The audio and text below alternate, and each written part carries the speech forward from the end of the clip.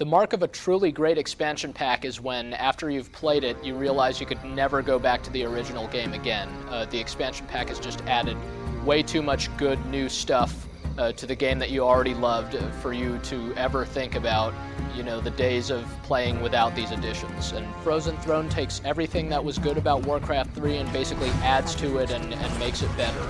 That includes everything from the single-player portion of the game onto the online multiplayer portion over Battle.net.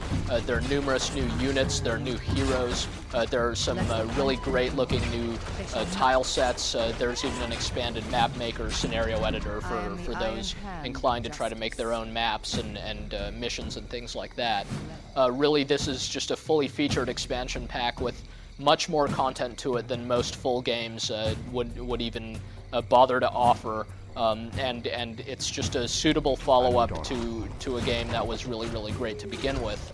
It's also the next in Blizzard's line of similar such expansion packs, including Brood War for StarCraft and Lord of Destruction for Diablo 2, and these expansion packs have all been marked by the fact that they didn't just add new content to the core games, they added some real depth. They made the core games even better. So even though it's a year after the release of Warcraft III, now the game is better than ever thanks to the Frozen Throne. The Frozen Throne offers a total of 4 different single-player campaigns. The core campaign continues the story of Warcraft III right where it left off, essentially, with the banishment of the Burning Legion and the renegade half-demon Illidan and the Death Knight Arthas kind of still on the loose and trying to gain control over this kind of war-torn world. You'll get to see the story directly from these characters' perspectives as well as the perspectives of many others, and first you play from the perspective of the Night Elf Sentinels and then the remnants of the Human Alliance and finally the Undead Scourge.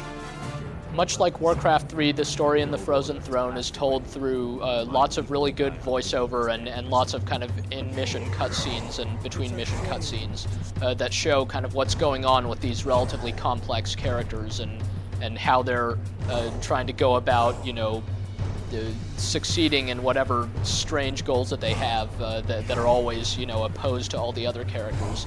Your role in everything is interesting because you do get to play both as and against pretty much every single main character in the game. The problem is that there really is no central protagonist to the Frozen Throne, so you may often find yourself wondering who exactly you're supposed to be rooting for. Really, the main issue may be that none of the characters are entirely likable, unlike, say, in StarCraft.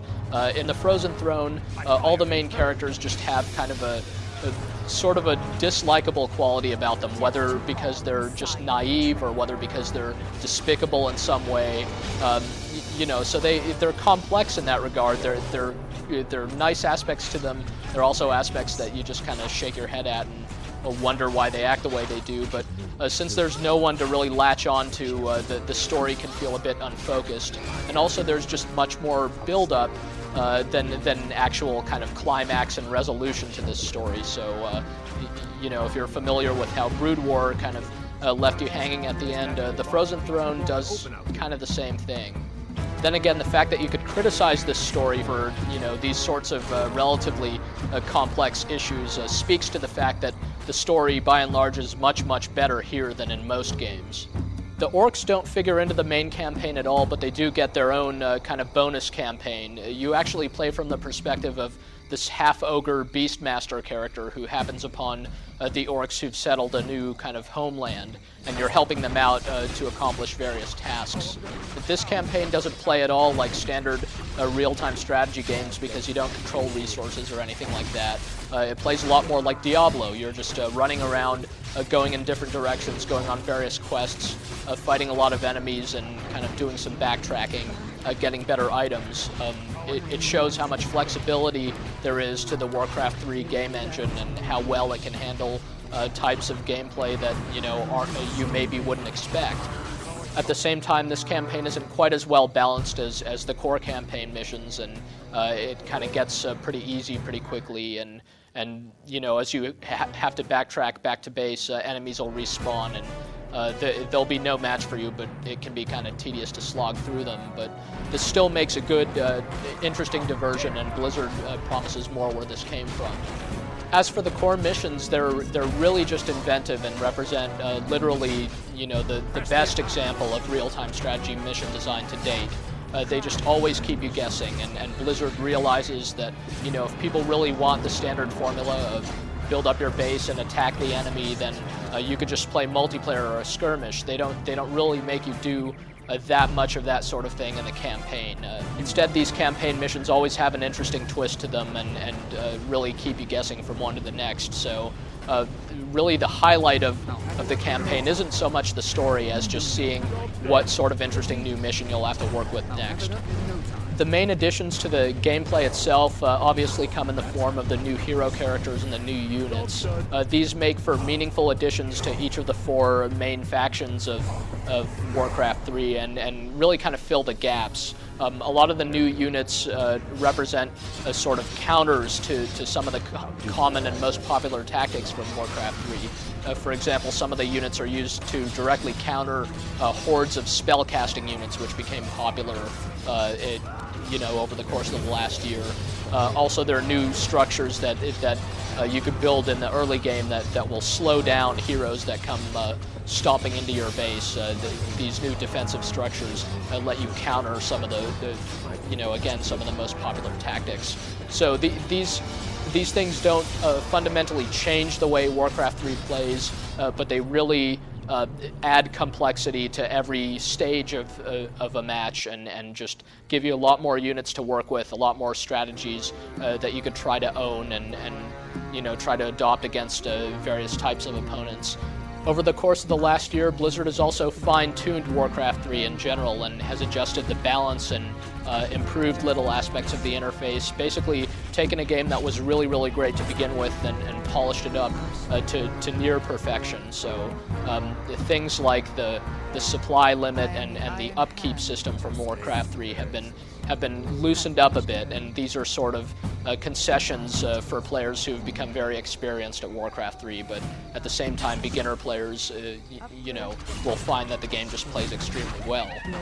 Other cool new aspects to gameplay include the ability to recruit neutral heroes. So not only does every faction now have a 4th hero, but there are also neutral heroes available on some maps, so you can recruit these guys instead of your own guys and really keep the opponent guessing that way. There's more to do with the neutral structures in general now. You can even recruit ships in some levels, so the naval combat from Warcraft 2 is back in this expansion pack. There are many more neutral units both to fight against and to recruit. There are some entirely new factions that you'll fight against and as during the single-player campaign that figure less prominently into the multiplayer. So really, there's just a whole lot of new stuff. You're not going to go a Warcraft 3, the Frozen Throne match without seeing a lot of this new stuff come into play, and already the new heroes are very popular on Battle.net. People are experimenting with some of these new support units and things like that. Battle.net itself has been greatly enhanced. There's now the ability to form clans. If you have, at least 9 friends willing to partner up with you, you can kind of form an association and battle against other clans and have your own kind of rankings internally and try to compete on the clan ladder and things like that. You could also set up automated tournaments, with qualifying rounds and that sort of thing. And really, Battle.net still is by far the best way to play real-time strategy games online. It's just really outstanding, and the best option probably remains the arranged teams mode, where you and a friend or two can quickly hop into a random game against, hopefully similarly skilled opponents that tries to match you according to your skill level. You're guaranteed to find opponents at all hours, any day of the week, and the experience is as fast and as smooth as ever. Matches really don't last longer than 30 minutes in general, and the way Blizzard has adjusted the balancing makes it so that even the very early game is totally action-packed, and there's just never a dull moment. So it's really very simple. The Frozen Throne really is a must-have for anyone who likes Warcraft 3. It just makes that game significantly, noticeably better, and makes Warcraft 3 a better game today than it was even when it was first released. It's really impressive how well the game is held up during the last year, and how this expansion manages to completely revitalize it. And, you know, just as people continue to play 1998's StarCraft and 2000's Diablo 2 today, it's very easy to predict that, you know, people will be playing Warcraft 3, The Frozen Throne, for years to come, thanks to the quality of this really impressive expansion pack.